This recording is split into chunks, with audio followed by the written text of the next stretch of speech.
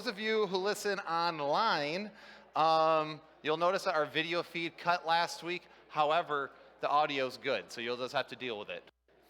All right, we're going to get rolling on the proofs of the resurrection. We're going to go over the minimal facts. So if you want to stay for the unapologetic class, stay. You should stay. It's about the resurrection. I hope you want to learn about that. But I guess if you want to fellowship, I won't fault you for it too hard. It's my Baptist roots. I got to judge people a little bit. Well, it's funny whenever they talk about we shouldn't be judgmental Christians. I'm like, I was raised Baptist. I'm a professional at that. All right, we're going to get rolling in here in a minute. Letting people get settled. Letting people get settled in. Settling in. Proofs of the resurrection. And we're going to go over the basic minimal facts of this. So, all right. Cool. All right. So, first off, nothing to do with the resurrection. Just I try to give recommended reads in here too because I'm a nerd, and what else do you want from me? So, a great book to check out if you guys are curious about the Old Testament and all the weirdness. This book right here, Old Testament Theology by Routledge, is really good. It goes over a lot of different theories and views of different parts of the Old Testament, and I just think it was really good. I just finished it for my seminary class. I'm not going to lie. Sometimes you get those seminary books, and you're like, this book is horrible. Have you ever read a book like that in your college where you're like, this is just not a good book? Like, it's just by every objective standard. This was really good. I love it when I get really solid recommends, so I'll recommend it to you all. Now, I wanted to touch on something John mentioned. So when he mentioned the fact that Christ was most likely crucified, possibly, there's an argument for Thursday, I would like to echo that fact that that's probably actually what took place. So fun fact for you, I don't think some of us realize how Judaism differs from us half the time. So before we get rolling in the proof of the resurrection, do me a favor and turn to Genesis chapter 1. Yeah, that was a bit of a plot twist, wasn't it? You weren't expecting to turn there. So, I just want to point out, so of course we know in the beginning God created the heavens and the earth was without form and void, and the Spirit of God moved over the face of the deep. Many of us are very familiar with that very first verbiage in the Bible. But I want you to notice something. He goes, and God said, let there be light, and there was light. And God saw the light was good, and God separated the light from the darkness.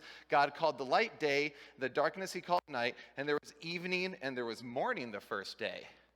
There's an important fact in there that helps you make sense of why there's a bit of a confuzzle in our timeline. Evening and morning, and that was the first day.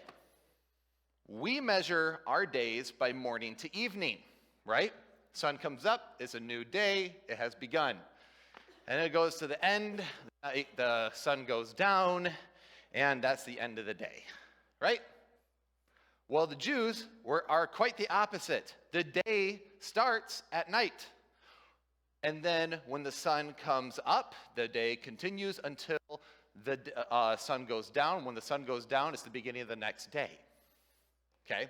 Very different than ours, which is why I have some friends of mine who are Messianic Jews.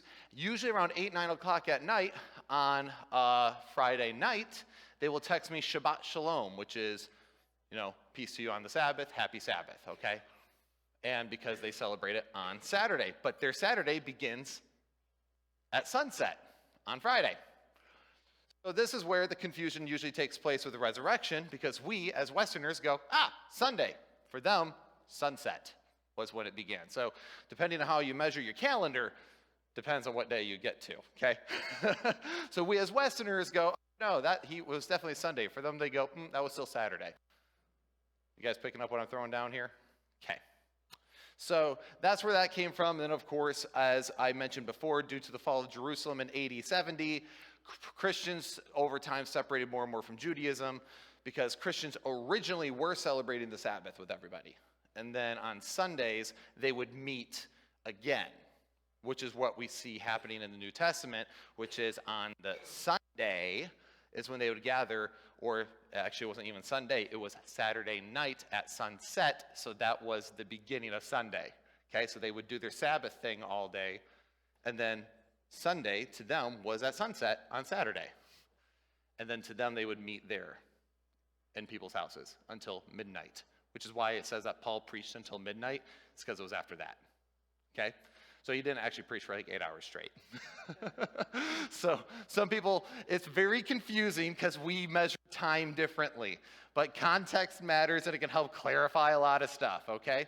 Now, people get all bent out of shape because if you look in the Bible, you will find there's really no change on when the Sabbath was.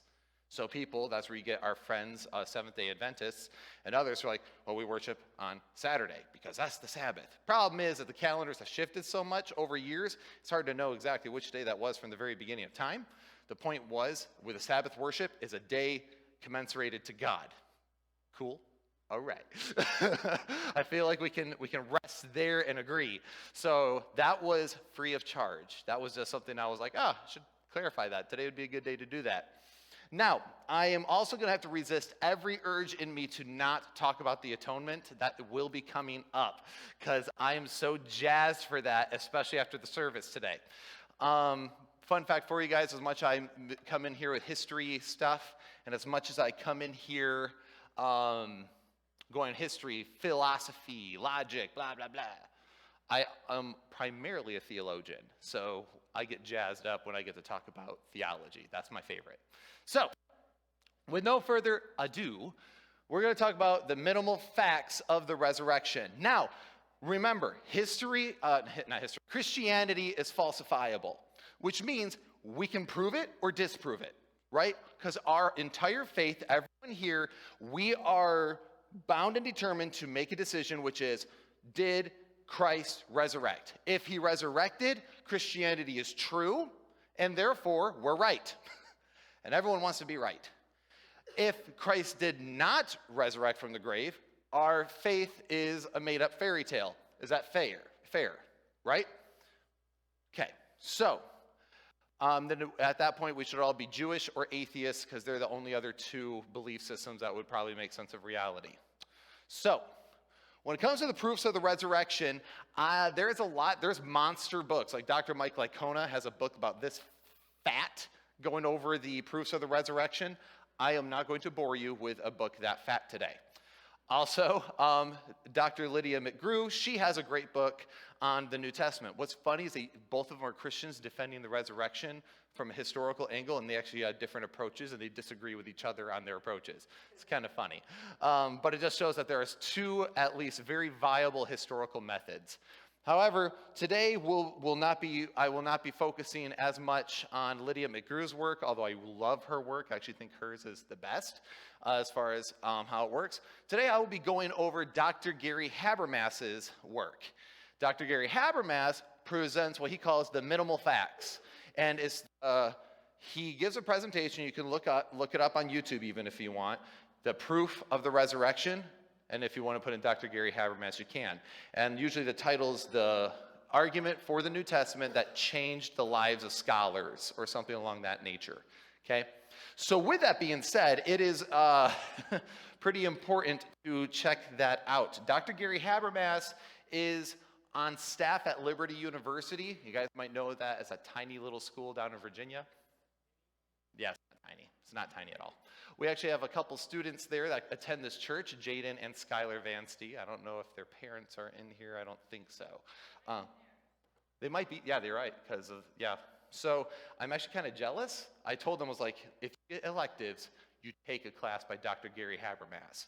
And then I will live vicariously through you in jealousy. So what we're going to do is we're going to go through just the minimal facts. The minimal facts that all historians agree on. And then we're going to say what is the best explanation to those facts. Is that fair? Okay. Because that means atheist historians also agree on these facts. Okay? So let's move forward. So, a couple questions. What are the facts surrounding the resurrection, and what are the best explanations for these facts? Because it's not enough to just figure out what the facts are. We also have to know how to explain said phenomenon. I'm sure you guys are aware of this in science and in history. That's something they have to do. What of all theories is the best way to explain this event? Okay? So let's move forward. In John 14, 6 through 7, the Bible says, Jesus said to him, I am the way and the truth and the life. No one comes to me, the Father, except through me. If you had known me, you would have known my Father also. From now on, you do know him and have seen him. Now, remember, throughout the last couple weeks, we have broken down to literally a mathematical level on the validity of the Gospels as historical data. Remember that? You've been attending? If not, you can go online and watch those lectures as well. However, Jesus is making a claim here in the Gospel, which is he's saying, if you've seen me, basically you've seen the Father, right? You don't get to him except through me, so take me seriously, right? So we need to take him seriously, or do we? So first off, was the first fact in all of this is that Jesus was a real person. So we need to understand the historical claim of Jesus. Now, how many of you guys would be surprised if you found out that people even argue whether or not Jesus was real? People do. There are people who believe that Jesus actually does not exist. Some of you who have been in this class, this is going to be review. Some of you guys who this is your first time, good information, okay?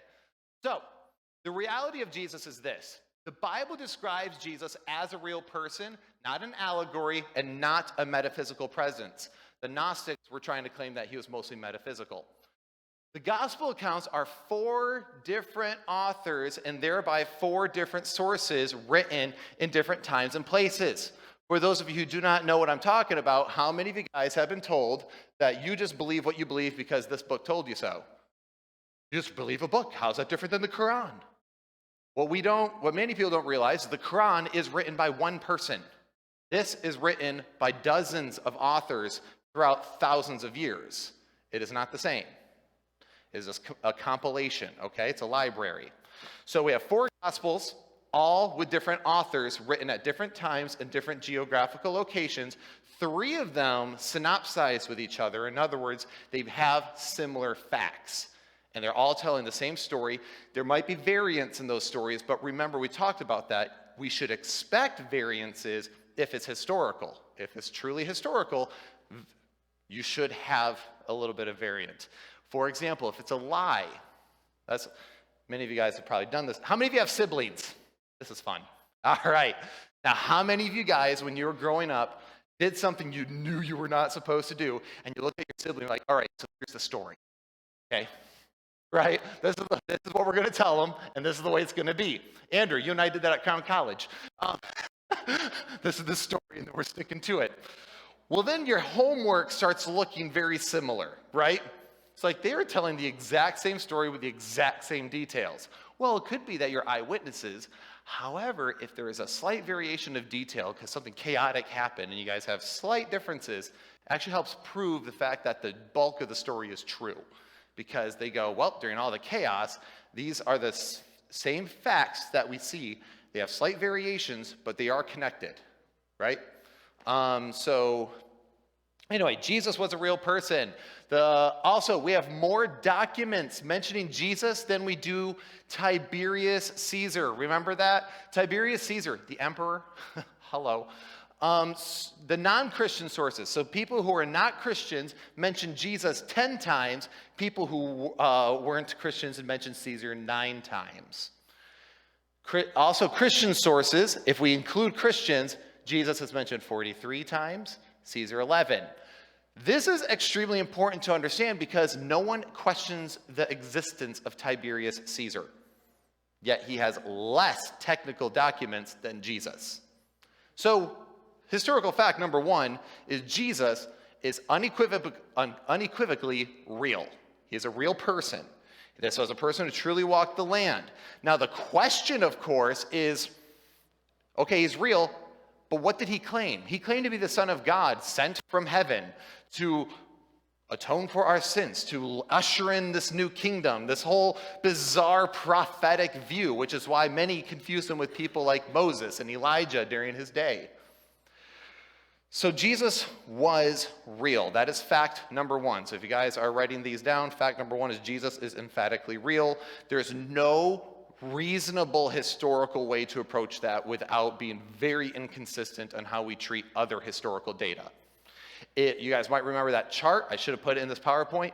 But Jesus has been, the New Testament was written within 25 to 35 years of its source, of the event. All other ancient documents were written hundreds of years in comparison. And of course, the New Testament has about 5,800 manuscripts, and the closest one is Homer with around 1,200. So again, to say Jesus didn't exist is silliness. And you should say that. When you're talking to somebody, be like, that is silly, because all the data says otherwise, okay? Then what you need to do is put the burden of proof on them. Be like, I'm sticking with historical data. What data do you have that proves that all that's wrong? Do you know how effective, by the way, burden of proof shifting can be? Think about it. How many times does somebody be like, prove God now, prove it, where is he, where is he? And you get all hot and bothered because they're trying to put the burden of proof on you. Keep in mind, they're making a negative statement too, so the burden of proof is also on them. So, all right, moving forward. So, the other thing is that Jesus was emphatically dead. So if we're going to understand this historical claim, Jesus, he was dead. Shock, I know. But there is a reason why I feel like I have to clarify this. And that is because there are theories on how to explain Christianity. Keep in mind that historians agree Jesus was real, Jesus died. They also know that there's many claims that he rose from the dead. Well, if he rose from the dead, that proves Christianity, right? Well, some people don't want Christianity to be true, so they have to come up with other theories, because we have thousands of manuscripts that exploded over an ancient world. We have hundreds of claimed witnesses that say we saw the risen Jesus, and we also have people who are willing to die for their claims. And we also have mentioning of true historical figures that witnessed these events, and none of them were proven wrong during that time. So now we have to go, crap, what do we do? What do we do with this evidence, right? So let me go over some of the popular theories to help explain this, and maybe you guys will start feeling like believing someone could rise from the dead doesn't sound so crazy, okay? So, swoon theory. This is one of the most popular ones, that Jesus didn't die. He just passed out. K.O. All right, finish him. All right. So, problem is, Jesus was executed by Roman professional killers. There's no record anywhere at any given time ever in history that Romans failed at an execution, let alone a crucifixion. So to say that Jesus just passed out is emphatically silly, okay? Because we have no record of that. So now we're stepping into the realm of not historical data, okay? It's not in favor. The other one is that Jesus must have had a twin. Again, there's no historical data of such. And keep in mind, all the data we have tells of his mother mourning her son at the foot, watching her son being lifted up, naked and beaten and shamed. Do you think her mother wouldn't know her own son? Are you serious? You think she'd just buy along on this lie and disrespect her son with a twin? Silly. And it's horrible. Like, it's a really weird view. I mean, have you guys ever had somebody who are identical twins? And you go, there's no way in the ever world I could ever tell them apart. And then the worst part about it is that the identical twins have fun with it. They dress alike. And you're like, crap, I'm so screwed.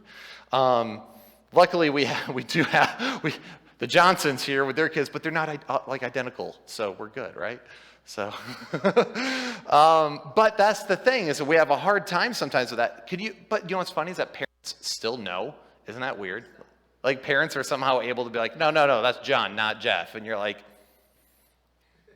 are you serious? I can't tell. Yeah, he has this little thing up on the left toward his forehead. I don't even know what you're talking about. Like, anyway, so it is funny. So some people believe that maybe he had a twin. Also, the claim is that he never died at all, like the crucifixion was a made-up story, because the Quran claims that Jesus did not die of Roman crucifixion. Here is the problem. The Quran was written way later, and too many other sources go against it. And I'm not just talking about Christian sources. Other sources, Josephus and others, have mentioned the crucifixion of Jesus. So to say that, well, he just never died at all, it's not that he passed out. It's just the cross is a fabrication of Christianity is the argument, which I guess means that the Romans and the Jews and everyone else was also making stuff up. So it doesn't really make much sense. So these are some of the most popular theories. Another one, which I don't have on the slide, but I'm sure you guys are well aware of it since it's also in the New Testament, is this. The disciples stole the body and ran away with it somewhere, right? Which, by the way, I would say is a good objection. I'd say out of all these theories, that one's probably your best objection, right? I feel like that's a fair objection. Problem. Every one of his disciples was devout Jew, devoutly Jewish. So first off, to think that the Jews would desecrate a grave would be abysmal. Because, I mean, remember Peter wouldn't even eat food. Remember God's going, hey, what I've made what was unclean, what I've made clean, let no one say is unclean. And remember that vision in Acts chapter 11? And Peter's like, I will not eat. It's unclean. God tells him 3 times in that vision. Does Peter eat? No, he still doesn't eat. But he gets it that he's talking about Gentiles, right? But he doesn't eat of it. These people were devoutly Jewish. So to think that they would desecrate a grave would mean that they would go against all possible customs, every single law of the land. If they desecrate the grave, that would be like a death penalty, by the way. I want you guys to consider that for a moment, the severity of doing that. Why would they do that? That's the other question. Why? Wouldn't they just go, well, our religion was dead, our cult leader's done, and I guess he's not the Messiah after all? Wouldn't that be a little easier? In fact, that's kind of what we see take place a little bit, isn't it? Who was hiding, scared, and mourning Jesus' death? Well, the historical record proves they were hiding all the disciples, those who were, I mean, even Peter himself, who was like, I will go to the grave with you. He even swung a sword at a Roman guard, right? So these people are terrified. They think it's over, right? They probably felt like they hitched their wheels to the wrong wagon, so to speak. And who finds the grave? Women. And we'll talk about that here in a minute, why that's important. Also, when was Jesus crucified? We know it was around AD 32, possibly AD 33. So,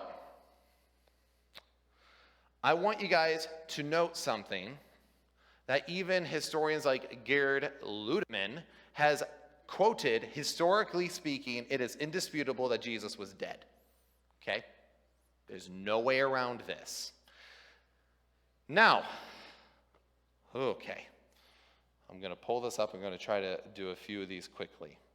The other thing is to consider is fulfilled prophecy. Many of you guys might be aware that the Bible claims to be a prophetic book with prophets, which means they can tell the future, right? Or at least God has told them events that's going to take place. Jesus fulfilled hundreds, by the way, of these things. But I'm just going to pull out a couple. We also have to consider that Jesus was crucified at Passover. Does everyone know that Passover is this Friday? Yes, right? Of course, it is a reflection of what happened in Egypt, leading them out of it. So, Psalms 34, okay? Psalm 34, verse 20 says this. He keeps all his bones, not one of them is broken. They make specific reference to this in the gospel accounts because normally if somebody survived a crucifixion as long as they were, and remember, because the whole point was death by suffocation, by holding down. so they would have to lift up to breathe. What would they do if someone was taking too long? Break the legs, right? And I shot him in the kneecap, right? And then they would suffocate. Not one of his bones was broken. In fact, to even check to make sure he was alive, instead they pierced his side as opposed to breaking his legs, like most of the time Romans would do. This psalm, which was referenced in the gospel accounts, was written at about 1440 to 586 BC. Now remember, Jesus was crucified in AD 32. Keep in mind how far ahead that is. Now you go, okay, that's probably just convenience, right? Like, all right, whatever. I'm sure a blind squirrel finds a nut every once in a while, right? So, well, if you go to Numbers 9:12, we read Moses saying this: "They shall leave none of it until morning, nor break a bone of it, according to all the statute of the Passover, they shall observe it." He's talking about the Passover sacrifice. You won't break the bones. It'll be there till morning. None of it until morning. What happened with Jesus? The very same thing. Jesus is referenced as the Passover sacrifice. And again, this is just following through with Roman customs too, that we can historically verify. Exodus 14:26. I'm sorry, guys. I'm just trying to make sure you guys really get it nailed in that somebody referenced these hundreds of years before. Sorry, scrolling. Moses is wordy. All right. Then the Lord said to Moses, "Stretch out your hand over the sea so that the waters may come back over the Egyptians, over their chariots, and over their horsemen." I actually wrote the wrong one. I think it was 4:26 anyway, because I'm like, that's the Exodus account itself. And then we have Zechariah. So point is, I could just keep going, but I won't, just for time. So all these. And by the way, the Exodus account, I don't know if you know this. Actually, no, I now remember why I put that in there.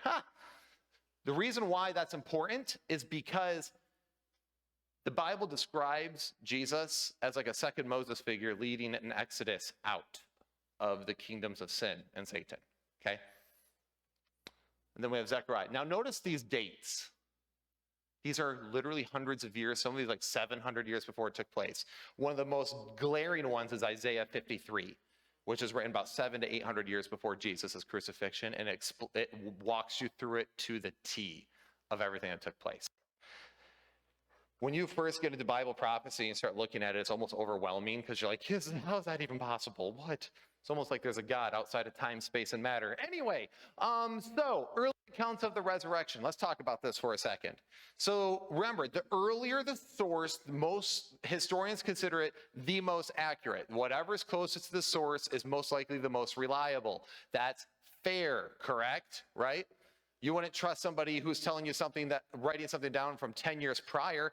No, you would be wanting something that would, okay, what happened the next day, as soon as possible. There's a reason why cases that like of murder and all that stuff, we want fresh information as soon as possible as close to the source. Earliest gospel was written 25 to 35 years after the event, which is unheard of in the ancient world. Also, this completely destroys the next theory, which is legend theory. People go, well, the whole point of the risen Christ was a legend built up over time. Problem is, legends take generations to build, and these things were written within 25 to 35 years. That's not generations. Barely passes as a generation, right? So, also, this gets even more kind of damning when you look at the earliest Christian creed. Now, many of you guys are probably familiar with things like the Athenation Creed or the Apostles' Creed. Any of you guys, do these sound familiar? Okay, maybe. All right. So we think of those usually as the early Christian creeds, but there's actually one in Scripture, and you guys probably just think of it as a Bible verse. Okay? So the creeds, by the way, are statements of belief structured in a way that are easily memorable and repeatable. The earliest Christian creed is this. 1 Corinthians 15, 3-4, Paul quotes it. He says, "For I delivered to you as of first importance what I also received." And then he quotes the creed. "For Christ died for our sins in accordance with the Scriptures, that he was buried, that he was raised on the third day in accordance to the Scriptures."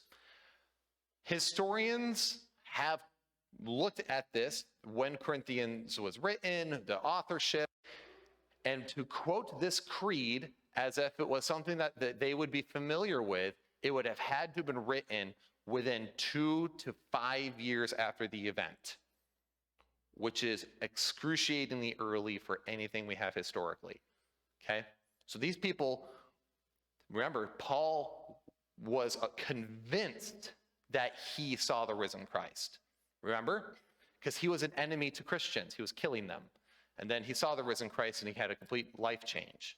Again, historically verifiable. And that is one of the problems. When we're looking at these theories, swoon theory, swoon theory, twin, whatever, we need a theory that perfectly explains all the available data, okay?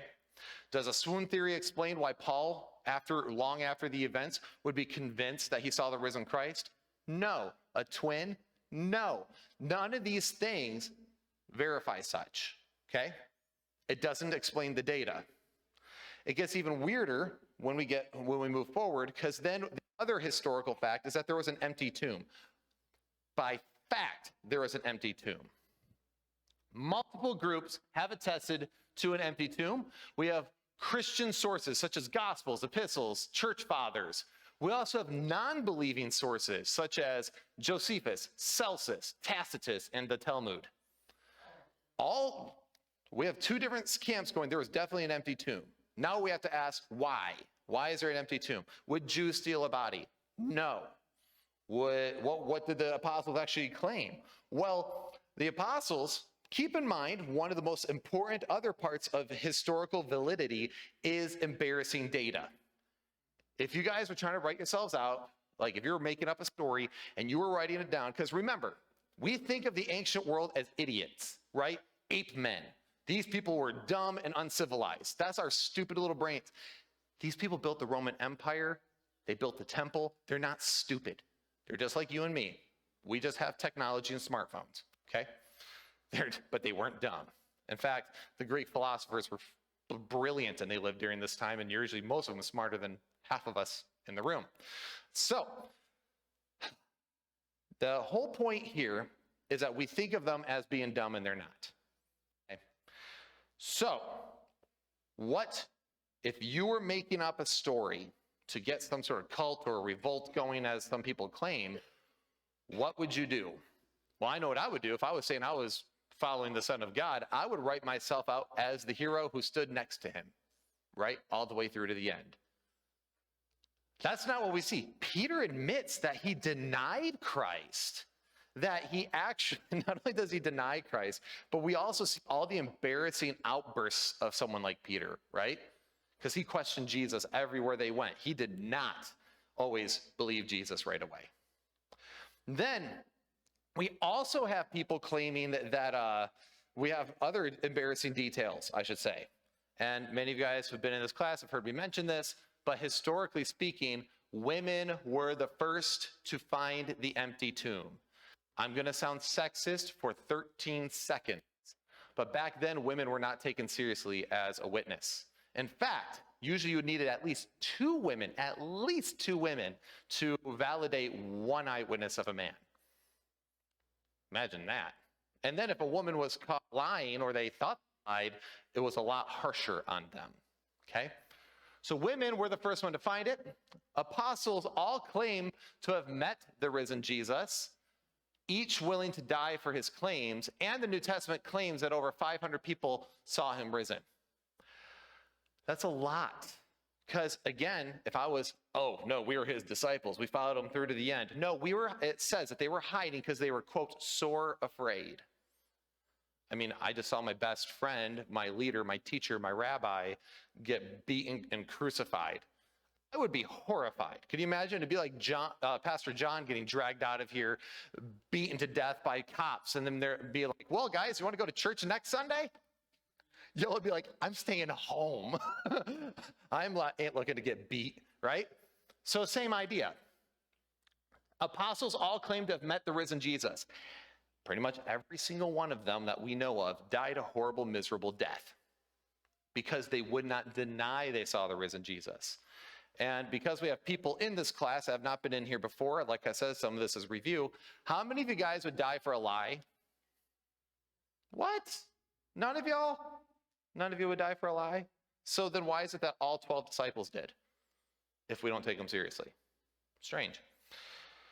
So then, of course, Paul claims in 1 Corinthians 15, 5 through 9, and that he appeared to Cephas, then to the 12. Then he appeared to more than 500 brothers at one time, most of whom are still alive, though some have fallen asleep, which is to die. Then he appeared to James, which, by the way, is his brother. Then to all the apostles. Last of all, as to the one untimely born, he appeared also to me. This is Paul, remember, the enemy of Christians. He appeared also to me, for I am the least of the apostles, unworthy to be called an apostle, because I persecuted the church of God. And what he's saying is, I was killing people. I was dragging them out of their homes and killing people because they were Christians and believed in the resurrected Christ. And he revealed himself to me. I am the least among the apostles. I'm not worthy, because I was killing people who were telling the truth. Nothing else explains that. And someone goes, well, Paul wanted power. Paul was a Jew with Roman citizenship. Jews don't have Roman citizenship unless they are privileged, have lots of money, and high education, okay?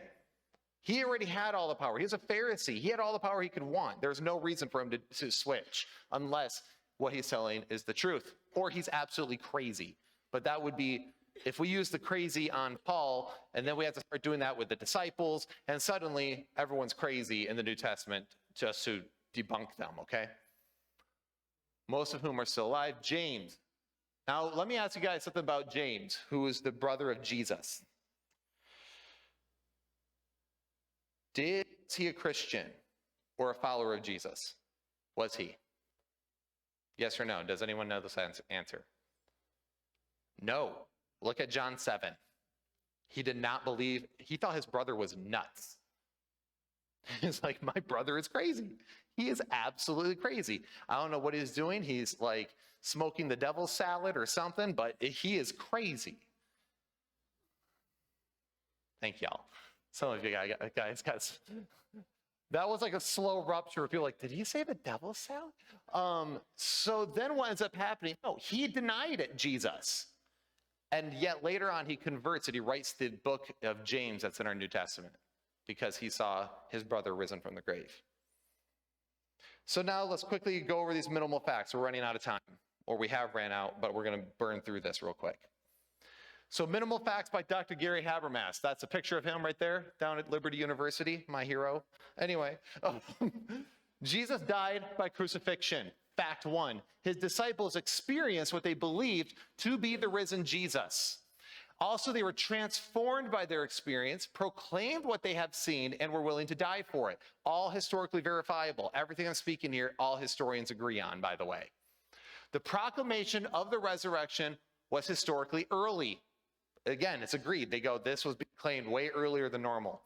Also, James was converted by a post-mortem experience. In other words, a resurrected Jesus, or at least a claim of one. And then Paul was converted by a post-mortem experience. Well, are we going to say at least these two are crazy? But then what about the 12 disciples? What do we do about them? Again, that's way too many people to just discount. We also confirmed that burial of Jesus was in a private tomb, remember? Joseph of Arimathea. The cool part about that with Joseph is that, and that's the other thing, is that another reason why Jews wouldn't just run off with his body, is that was actually a gracious gift to, no, I'll bury him in my family's tombs. It was actually a really nice thing that Joseph of Arimathea did, by the way. So again, it would be highly disrespectful for any Jew to do that, and something that would be very damnable. So disciples despaired after Jesus was crucified. The proclamation of Jesus' resurrection started in Jerusalem, which, by the way, is important because he was the Passover sacrifice. That's the story, right? He was the Passover. And they changed their day of worship primarily to Sunday after that. A lot of Christians, they would celebrate Shabbat or Sabbath on Saturday, and then on Sunday, they would meet together and they would discuss Jesus and speak of his atonement. So these are all just the basic facts, guys, the ones that everyone agrees on. Now, the question is this: what best explains the data? right? All theories so far proposed really aren't strong. They're really not, because they can explain part of it, they can't explain this part, some are more than others, and I don't have the time to get into some really deeper critiques today, but there are some that are deeper. However, the best historical explanation of this would be that Jesus did historically raise from the grave. And then it explains all of it, right? It literally explains all of it. These are things that historians agree on. Now, Jesus could only rise from the grave, and it only makes sense if the God of Israel is true, right? And if you guys have been here in the past, I've gone through various philosophical and scientific arguments pointing to the fact that monotheism is true, that the God of the Bible is true, right?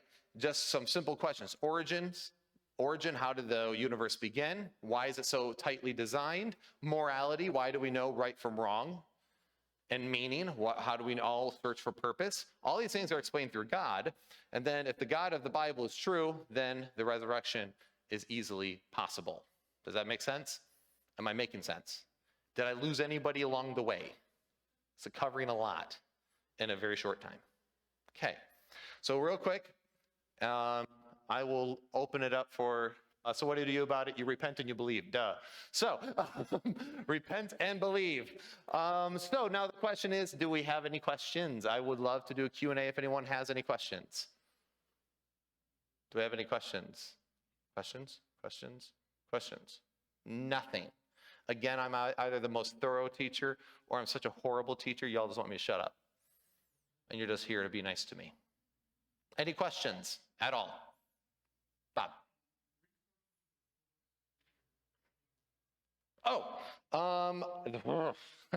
It's a lot of books. But I would say one of the books I recommend everyone starting off with is I Don't Have Enough Faith to Be an Atheist. I think that's one of the best introductory apologetics books out there. I Don't Have Enough Faith to Be an Atheist, which is such a catchy title. It bothers some people, but I think it's still pretty catchy. I mean, you're not going to forget that one tomorrow, are you? And then, what is it called? Hold on, I want to make sure I am giving it properly. Mike. Yeah, Norman Geisler and Frank Turek are going to be your main ones. All right, there it is. The other one, this is a monster of a book, if you really want to get into it, is The Resurrection of Jesus, A New Historiographical Approach by Mike Lycona. Just put in The Resurrection of Jesus, Mike Lycona, and you'll be fine. Michael Lycona. There's a lot of good ones. So the point is of this, though, this was just the core facts. You can also look up Dr. Gary Habermas. He has written books, a lot of books. He's actually considered the leading New Testament scholar, okay, in the world. So, John. Yeah, yes, that one is The Case for Christ by Lee Strobel is definitely the surface approach.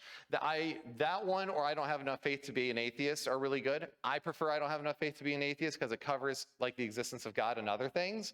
But The Case for Christ is definitely covering the very bare minimums of the kind of similar to what we approach today. Okay, it's going to be kind of that cursory understanding. Anything else? Yes, Josh McDowell. Yeah, it's an author I haven't heard of in a while. Actually, I'm glad you brought him up. Another great one is I wanted to make sure there's one called The Mirror and the Mask by Dr. Lydia Mcgrew. So the point is that there is a lot, and also there's one called Eye of the Beholder by her as well. Point is, guys, there's a lot of information out there, and I can only condense so much into this format. A friend of mine, David Paulman, put it perfectly. The amount of videos on YouTube, the amount of articles you could read online, and the amount of lectures you can listen to will never, ever supplement reading. I hate to tell you. How many of you guys hate to read? Okay, yeah. If we have one honest person, I know there's more in the room. You just get a gold star for honesty. Nothing will replace the reading. So I encourage you guys to do so. And I'd be happy to give recommended reads to anyone, depending on the topic, because this is pretty much all I do in my spare time besides Elden Ring. So, all right, with that being said, guys, thank you all for hanging out. This was Palm Sunday. Next week is the Resurrection Sunday. We will not be having class, and we will be going into, after this, the top reasons we know Jesus rose from the dead. We're going to go over fulfilled prophecy, and I think I might do the atonement before I do those, okay? Because the atonement I've been like geeking out over for a couple months now, so it'll be a fun approach. All right, cool. Thank you guys. Take care. You're dismissed.